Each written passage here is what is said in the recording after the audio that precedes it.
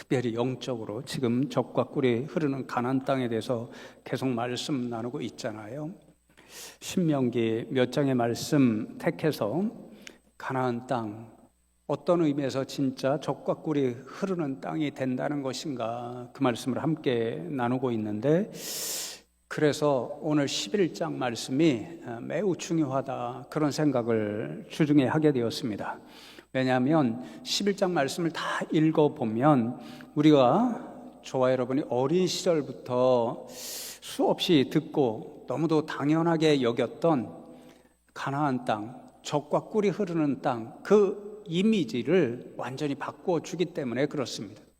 여러분, 교회 오래 다니신 분들은 수없이 가나안 땅은 젖과 꿀이 흐르는 땅이다, 이런 말씀 많이 들으셨을 텐데, 여러분이 그 어린 시절로부터 들었던 젖과 꿀이 흐르는 땅, 또 오늘까지 지금 여러분 마음으로 혹은 생각으로 가지고 있는 그 가나안 땅, 젖과 꿀이 흐르는 땅에 대한 이미지는 어떠한가요?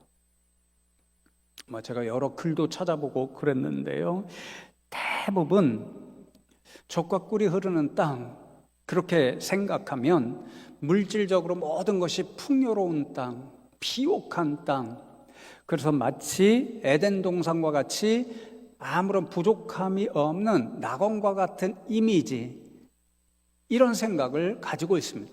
저도 오랫동안 그랬고, 오늘날도 많은 목사님들이 그런 이미지를 생각하면서 가나안 땅은 젖과 꿀이 흐르는 땅입니다, 이렇게 설교하시는 것 같습니다. 주중에 제가 좀 찾아보았지요. 인터넷 검색창을 열고 젖과 꿀이 흐르는 땅 이렇게 찾아보았더니 몇몇 분이 이제 자신들이 생각하는 젖과 꿀이 흐르는 땅, 그 해석한 것을 기독교 신문 같은 데 기고한 것 여러 편을 읽을 수 있었습니다. 두 정반대되는 해석이 있더라고요. 첫 번째로는 젖과 꿀이 흐르는 땅은 말 그대로 모든 것이 풍요로운 그런 비옥한 땅, 그런 땅을 의미한다, 그렇게 해석합니다. 특별히 어떤 분은 우리가 지난주에 나눈 신명기 8장 말씀 가운데 7절로 10절을 보면, 하나님 여호와께서 너를 아름다운 땅에 이르게 하시나니 그곳은 골짜기든지 산지든지 시내와 분천과 샘이 흐르고 밀과 보리의 소산지요, 포도와 무화과와 석류와 감람나무와 꿀의 소산지라. 내가 먹을 것에 모자람이 없고 내게 아무 부족함이 없는 땅이며, 그 땅에 돌은 철이요 산에서는 동을 캘 것이라. 내가 먹어서 배부르고 내 하나님 여호와께서 옥토를 내게 주셨으므로 말미암아 그를 찬송하리라. 이게 진짜 가나안 땅이 젖과 꿀이 흐르는 땅의 이미지라는 거죠. 사실이 그렇다는 것입니다. 무엇으로부터 이 가나안 땅이 젖과 꿀이 흐르는 땅이라는 것을 알 수 있냐면, 이제 8절에 보면 밀, 보리, 포도, 무화과, 석류, 감람나무, 꿀 7가지가 풍요롭게 생산되는 그 땅이기 때문에 젖과 꿀이 흐르는 땅인데, 오늘날 실제로 이 7가지 먹을거리가 다 이스라엘 땅에서 나온답니다.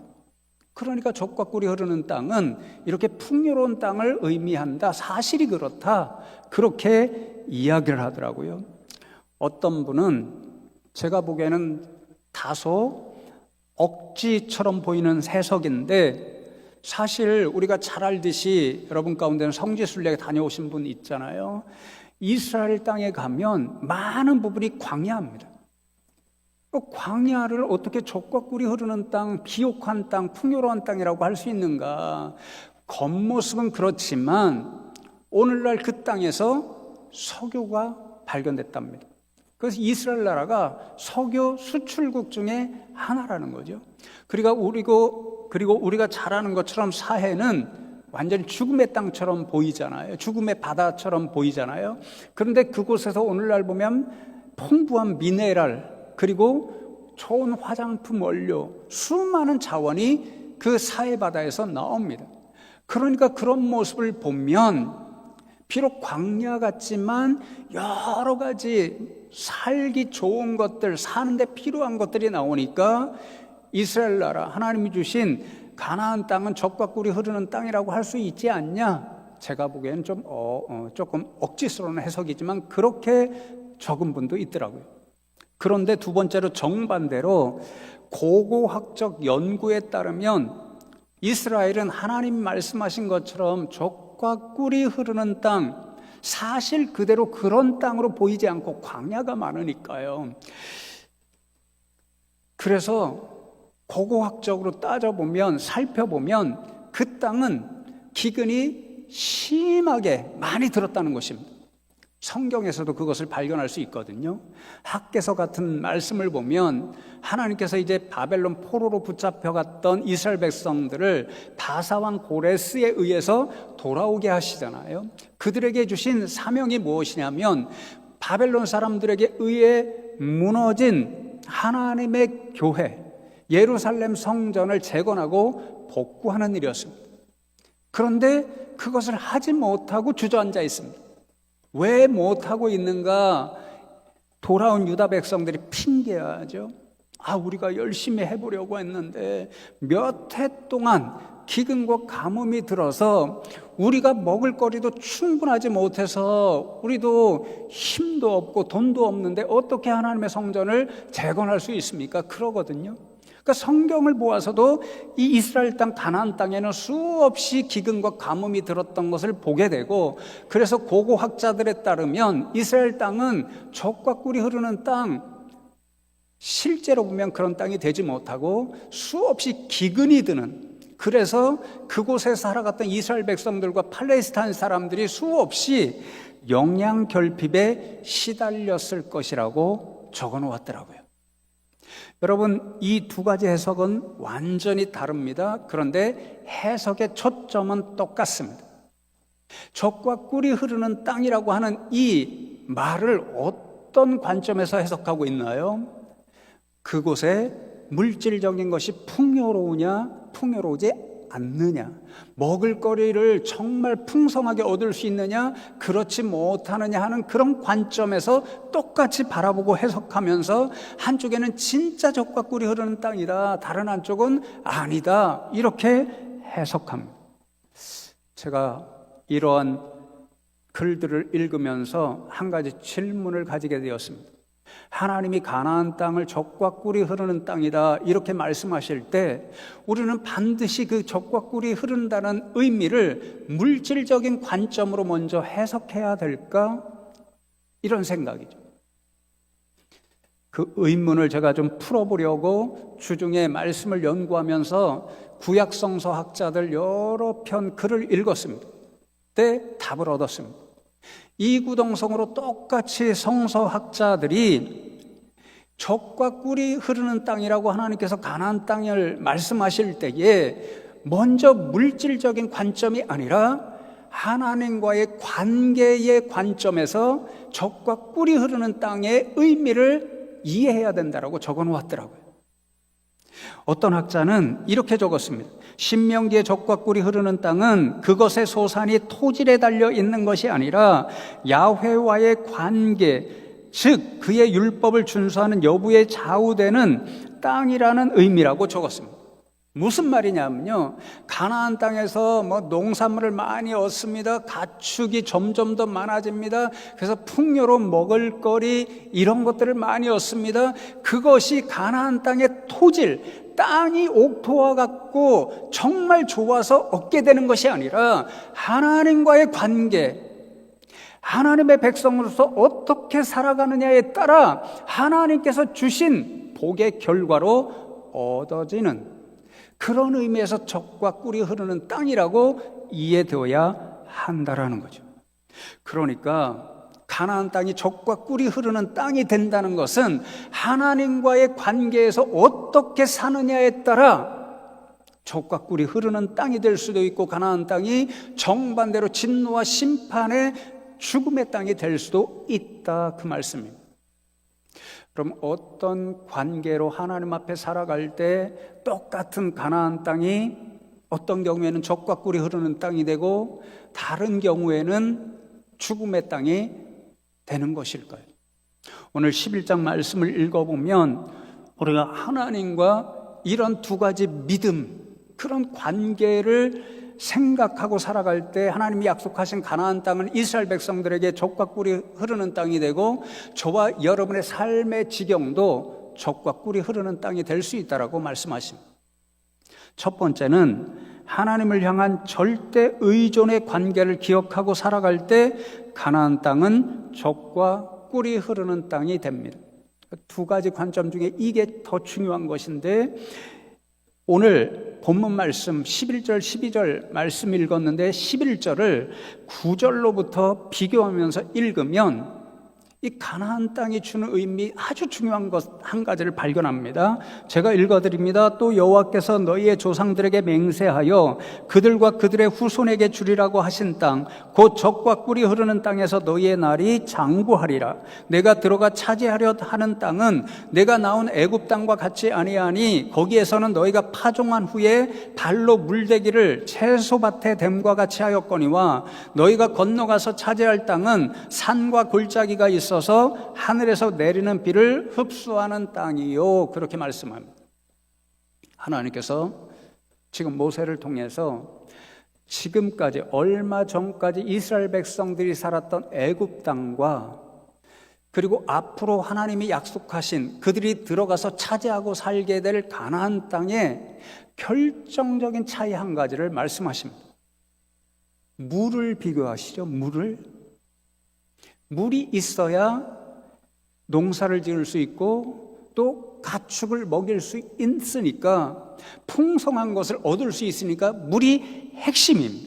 그런데 그 물을 얻는 방법이 애굽 땅과 가나안 땅이 완전히 다릅니다. 애굽 땅은 어떻게 물을 얻을 수 있습니까?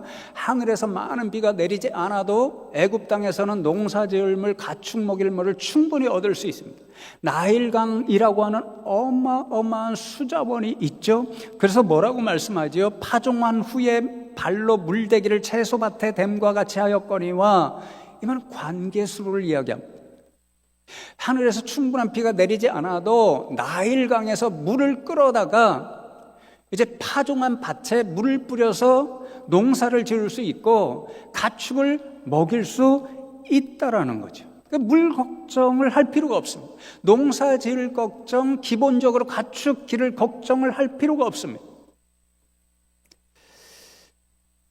그래서 이 팔레스타인 지역이 애굽 땅, 나일강을 바라볼 때는요, 그 땅을 에덴 동산과 같은 낙원으로 생각했습니다.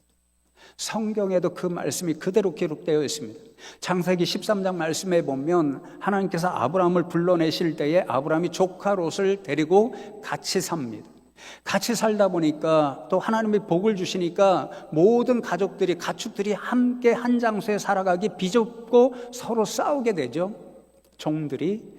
그래서 하루는 아브라함이 조카 롯을 불러서 우리가 이제 갈라서야 되겠다, 다른 장소로 가서 따로 살아야 되겠다 그러면서 내가 먼저 좋다고 생각되는 것을 선택해서 가라, 그렇게 이야기하죠. 롯이 사방을 돌아보니까요, 영적으로 죽음의 땅인데 겉으로는 아주 비옥한 땅이 보입니다. 소돔과 고모라였습니다. 성경 말씀에 보면 소돔과 고모라를 바라보니 물도 풍부하고 풀도 풍부하고 마치 에덴 동산과 같고 애굽 땅과 같아서 롯이 그곳을 택하여 갔더라, 그렇게 말씀합니다. 애굽 땅은 사람들에게 에덴 동산과 같은 낙원, 물 걱정 없이 많은 것들을 풍요롭게 심고 거두고 가축을 먹일 수 있는 그런 곳이었습니다. 우리가 지금까지 어린 시절부터 듣고 이미지로 생각했던 젖과 꿀이 흐르는 땅이라는 이미지와 적합한 곳이 바로 애굽 땅이었습니다. 그런데 여러분, 가나안 땅은 어떻게 물을 얻죠? 가나안 땅은 수자원이 풍요롭지 않은 곳입니다. 그래서 가나안 땅은 농사를 짓고 가축을 먹이기 위한 물을 철저하게 하늘에 의존해야 했습니다. 하늘에서 적합한 때에 비가 내려야 그 물을 이용해서 농사를 짓고 풀이 나서 가축을 풍요롭게 얻을 수 있었습니다. 그렇게 물이 제때에 내려야 가나안 땅은 젖과 꿀이 흐르는 땅이 될 수 있는 땅이었습니다. 반면에 하늘로부터 비가 오지 않으면 농사도 짓기 어렵고 가축도 먹이기 어려운, 그래서 성경 말씀 학계에 그대로 기록된 대로 고고학자들이 밝힌 대로 기근으로 수없이 고통받아야 하는 땅이 가나안 땅이었습니다. 우리가 흔히 농사는 하늘을 바라보고 하는 일이다, 농부는 하늘을 바라보면서 사는 사람이다 그러잖아요. 가나안 땅이 바로 그랬습니다. 가나안 땅은 철저하게 하늘을 쳐다보아야만 살아갈 수 있는 땅이었습니다. 그러니 하늘을 바라본다는 것은 무엇입니까? 가나안 땅은 철저하게 하나님을 바라보면서 살아갈 수밖에 없는 땅이었습니다. 왜 그런가요? 비를 내려주시는 분이 누구입니까? 하나님인 거죠. 하나님이 비를 내려주셔야만 살 수 있는 땅, 하나님이 농사 짓도록 가축을 먹이도록 때에 따라 적합한 때에 비를 내려주셔야 젖과 꿀이 흐르는 땅이 될 수 있는 곳, 그곳이 바로 가나안 땅이었습니다. 그래서 이어지는 13절로 17절 말씀에 보면 왜 그토록 구약 성경에서 이른 비 늦은 비를 수없이 반복하여 말씀하시는가? 신약 성경에도 몇 차례 나오죠. 왜 이렇게 가나안 땅 이스라엘 백성들에게 이른 비와 늦은 비가 너무도 중요한가? 비로소 그 사실을 알 수 있습니다. 제가 읽어드립니다. 내가 오늘 너희에게 명하는 내 명령을 너희가 만일 청종하고 너희 하나님 여호와를 사랑하여 마음을 다하고 뜻을 다하여 섬기면 여호와께서 너희의 땅에 이른 비 늦은 비를 적당한 때에 내리시리니 너희가 곡식과 포도주와 기름을 얻을 것이요 또 가축을 위하여 들에 풀이 나게 하시리니 내가 포도 먹고 배부를 것이라. 너희는 스스로 삼가라. 두렵건대 마음에 미혹하여 돌이켜 다른 신들을 섬기며 그것에게 절함으로 여호와께서 너희에게 진노하사 하늘을 닫아 비를 내리지 아니하여 땅이 소산을 내지 않게 하심으로 너희가 여호와께서 주신 아름다운 땅에서 속히 멸망할까 하노라. 하나님께서 이른 비와 늦은 비를 내려주시는 것이 얼마나 중요한가를 알 수 있죠. 이스라엘은 달력상, 우리나라 달력상 4월에서 9월까지가 건기입니다. 비가 거의 내리지 않습니다. 우리도 얼마 전에 이 강원도, 특별히 강릉 지역 비가 오랫동안 오지 않아서 무슨 저수지 받아놓았던 물이 거의 바닥이 나고, 그래서 며칠 전에 왔던 비가 생명수와 같던 비가 됐잖아요. 가나안 땅이 그렇습니다. 건기 동안 비가 오지 않으니까 땅이 쩍쩍 갈라진다고 그러잖아요. 완전히 딱딱해지고 갈라져서 땅을 갈아 엎을 수가 없는 거죠. 그러다가 10월에서 11월 사이가 되면 우기가 됩니다. 하늘에서 비가 내리기 시작하죠. 이것을 우리랑 정반대로 생각하시면 됩니다. 가을비를 이른비라고 합니다. 왜냐하면 이때 비가 내리면 딱딱해졌던 땅에 빗물이 스며들어서 땅이 부드러워지고 갈아서 이들에게 가장 중요한 식량인 보리와 밀을 파종합니다. 그러면 뿌리를 내리고 싹을 틔우며 자라가게 되는 거죠. 그리고는 3월과 4월, 이때가 되면 봄비죠. 늦은 비라고 이야기합니다. 이 늦은 비가 내리면 사방에 파릇파릇 풀이 돋아나고, 그러면 가축들이 먹고, 그리고 가을에 추수해서 싹이 나서 자라고 있던 보리와 밀이 물을 흠뻑 머금고 막 알곡이 생겨서 자라고 있는데 그 알곡이 꽉꽉 차가는 거죠. 쭉정이가 되지 않는 거죠. 그러면 5월경으로부터 먼저 보리를 추수하고, 그리고는 7.7절, 그러니까 50일 지나면 오순절이라고 하는 그때에 밀을 추수합니다. 이렇게 사이클이 돌아갑니다.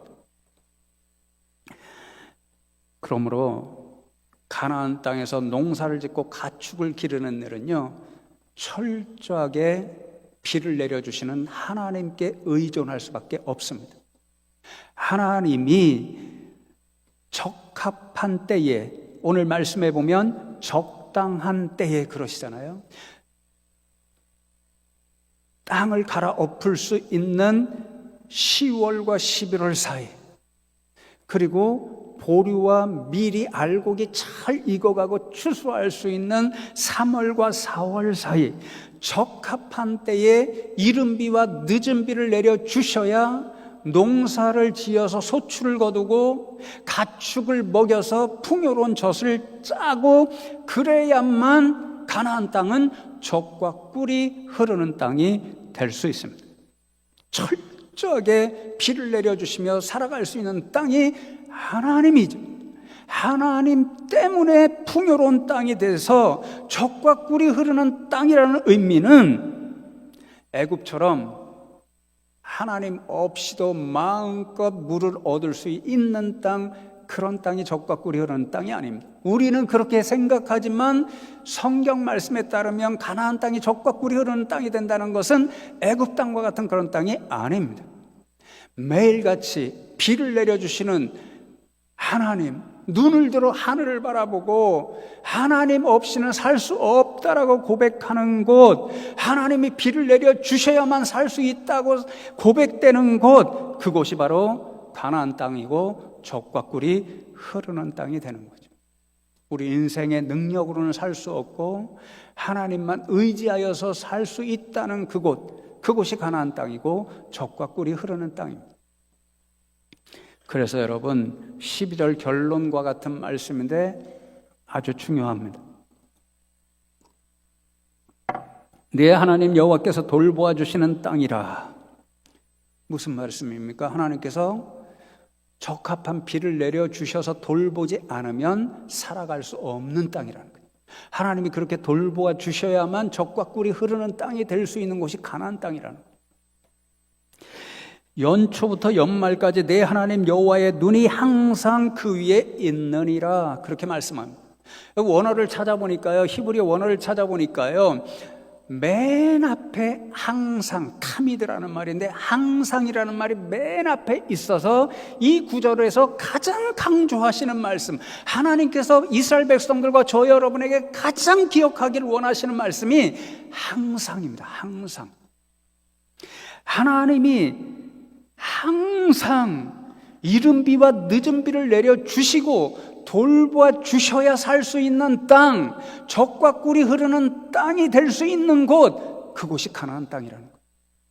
그것도 연초부터 연말까지 하루 24시간, 1년 365일, 우리가 살아가는 80년, 90년, 100년 한순간도 빠짐없이 하나님이 항상 돌보아 주셔야 살 수 있는 곳, 그래야 젖과 꿀이 흐르는 땅이 될 수 있는 곳, 그곳이 가나안 땅입니다.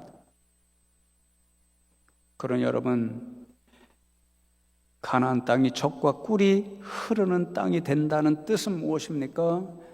애굽 땅처럼 모든 수자원이 풍족해서 하나님의 필요 없는 곳, 그런 곳은 젖과 꿀이 흐르는 땅이 아닙니다.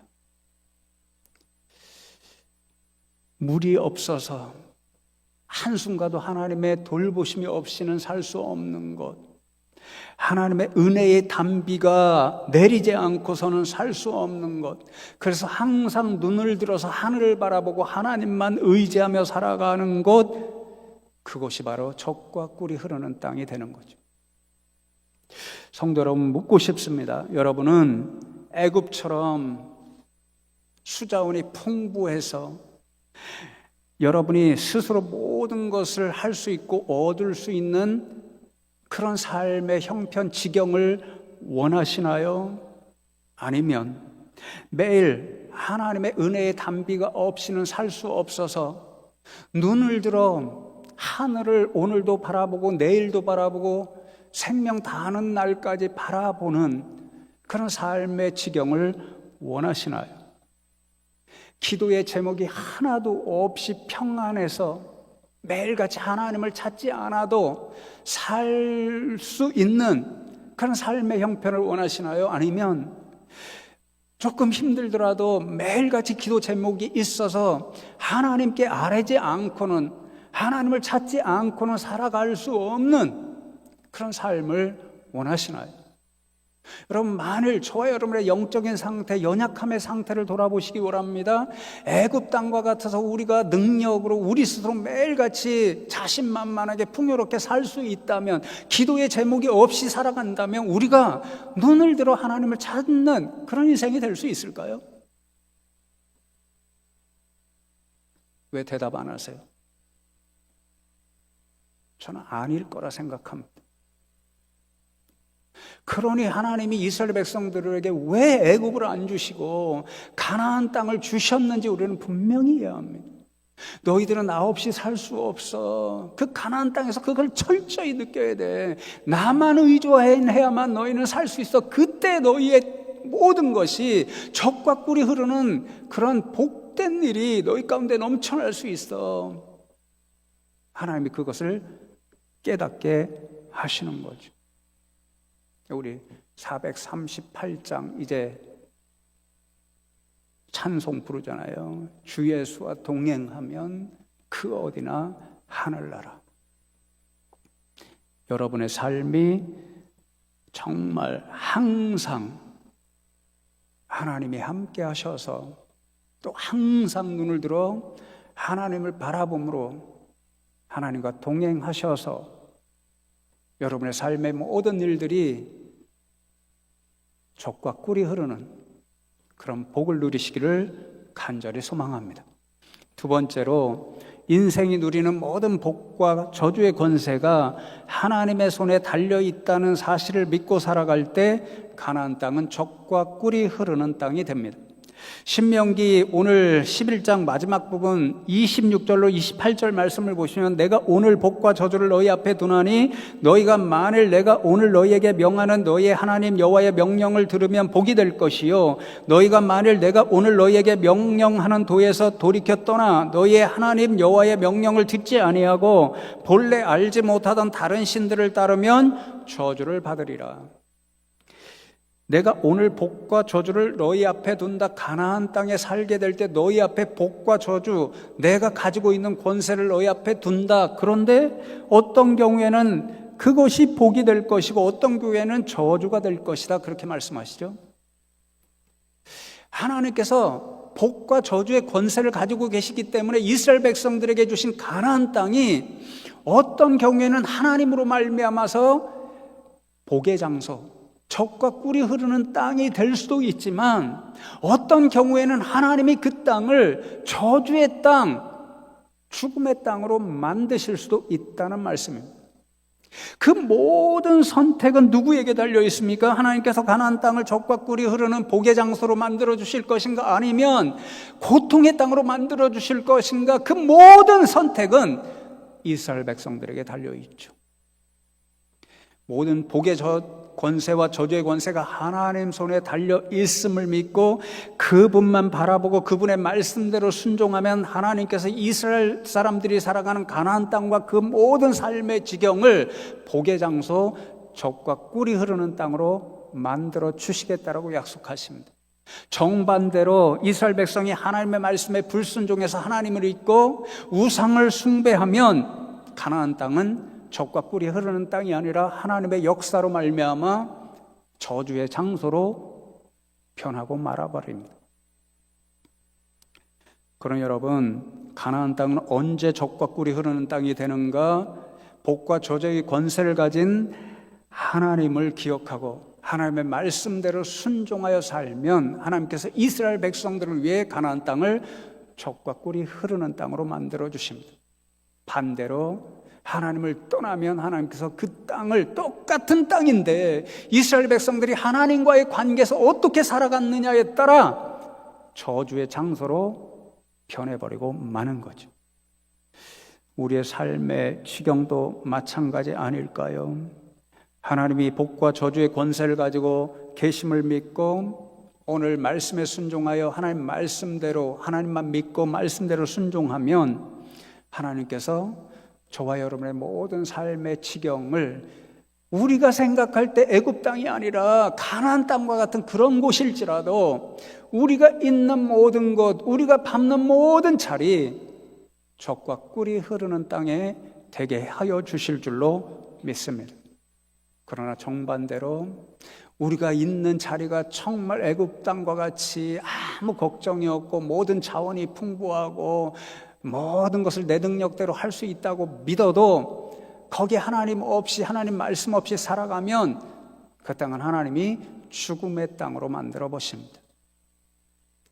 그러나 여러분, 오늘 말씀 기억하면서 복과 저주의 권세를 가지신 그 하나님만 믿고 하나님 말씀하신 대로 말씀대로 순종하며 살아가는 저와 여러분 되면 좋겠습니다. 하나님의 약속을 믿는 거죠. 하나님 말씀대로 살아가면 우리의 삶의 모든 지경을 젖과 꿀이 흐르는 땅이 되게 해주신다라고 약속하셨으니까 그 약속 믿고 말씀대로 살아내시면 좋겠습니다. 그런데도 하나님이 여러분의 삶의 지경을 젖과 꿀이 흐르는 땅으로 만들어주시지 않는다? 제게 찾아오십시오. 제가 우리 성도님들 한 분 한 분을 위해서 하나님 앞에 혼나더라도 하나님 앞에 따지며 기도하겠습니다. 하나님 약속하셨잖아요. 여기에 말씀대로 믿고 순종하면 모든 땅을 가나안 땅, 젖과 꿀이 흐르는 땅이 되게 하시고 이스라엘 백성들과 하나님의 자녀들 삶의 지경을 젖과 꿀이 흐르는 땅으로 만들어 주시겠다라고 약속하셨는데 왜 약속 안 지키십니까? 제가 먼저 하나님 앞에 따져 묻겠습니다. 말씀을 맺으며 축복합니다. 우리 성도 여러분, 하나님께서 매일 24시간 1년 365일 일생 다하는 날까지 동행하여 주심으로 또 여러분이 매일같이 눈을 들어 하나님만 바라보고 의지하심으로 복과 저주의 관세를 가지신 분은 오로지 하나님이라고 하는 한 가지 사실 믿고 그 약속 붙잡고 말씀대로 순종하심으로 우리 성도님들이 밟는 모든 삶의 자리와 가정과 생업과 자녀분들 가운데 젖과 꿀이 흐르는 땅과 같은 하나님의 복과 은혜가 넘치는 삶을 매일같이 살아가시기를 주님의 이름으로 축복합니다.